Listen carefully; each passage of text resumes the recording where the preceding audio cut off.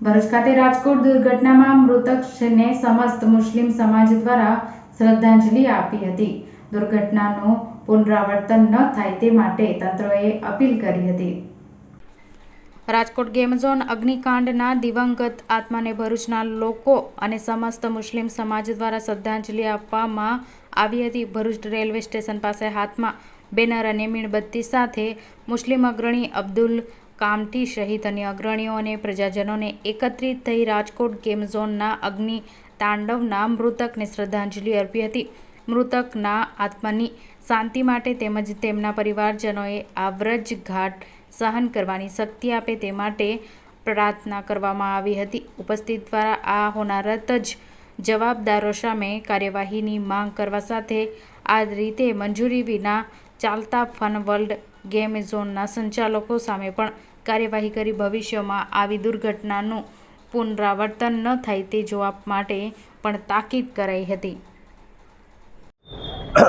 આ તારીખ 25/5/2024 અને શનિવારના રોજ જે રાજકોટ ખાતે દુઃખદ દુર્ઘટના જે બનેલી છે, જેમાં આગની હોનારતમાં 30 થી 32 જેટલા લોકો, નાના બાળકો અને એના માતા પિતાઓ આ આગની ઝપેટમાં આવી અને આ લોકોના મૃત્યુ નિપજેલા છે।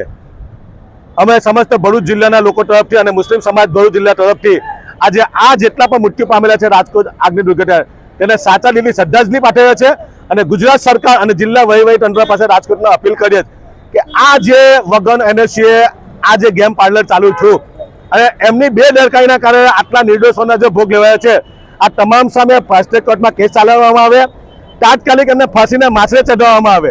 જેટલા પણ છે કોઈ પણ ધર્મનો જાતિનો હોય એને બક્ષવામાં ન આવે, કેમ કે આજે તમે જો 32 લોકોના નાના બાળકોના અને પોતાના માતા પિતાના જીવ ગયેલા છે।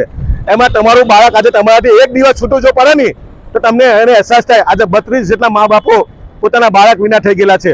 એટલે અમે ગુજરાત સરકાર એસઆઈટીની રચના કરી, નિવૃત્ત જજની રચના કરી, કમિટી બનાવી, કોને તમે સજા કરી અત્યાર સુધીમાં?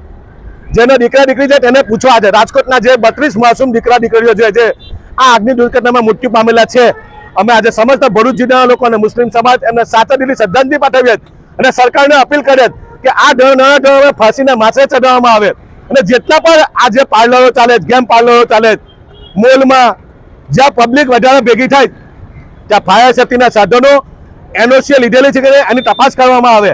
આપણે તો તબેલાને ત્યારે તાળું મારવાની કહે જ્યારે ગોળા છૂટી જાય ત્યાં તબેલાને તાળું મારીએ। સરકાર મોટા મોટા વચનો આપે, સહાય આપે, આનો કોઈ મતલબ નથી હતો। અમે સમસ્ત ભરૂચ જિલ્લાના લોકો અને મુસ્લિમ સમાજ અને આ દીકરા દીકરીઓને અને મૃત્યુ પામેલાને તમામ લોકોને સાથે શ્રદ્ધાંજલિ પાઠવ્યા છે અને સરકાર પાસે માંગ કરે તમામની સામે ફાસ્ટ ટ્રેક કોર્ટમાં કેસ ચલાવવામાં આવે, એમને ફાંસીના માથે ચડાવવામાં અને ભરૂચના પણ જેટલા પણ ટ્યુશન ક્લાસીસો ચાલે, જેટલા ગેમ પાર્લર ચાલે આનું નિરીક્ષણ થવું જોઈએ। એમની પાસે એનઓસી છે કે નહીં, ફાયર સેફ્ટીના સાથે થઈ એવી અમારી માંગ છે। અને ફરી વખતે અમે સમસ્ત ભરૂચ જિલ્લાના લોકો અને મુસ્લિમ સમાજ ભરૂચ જિલ્લા આ આગમાં મૃત્યુ પામેલા તમામ લોકોને સાચા દિલથી શ્રદ્ધાંજલિ પાઠવીએ છીએ।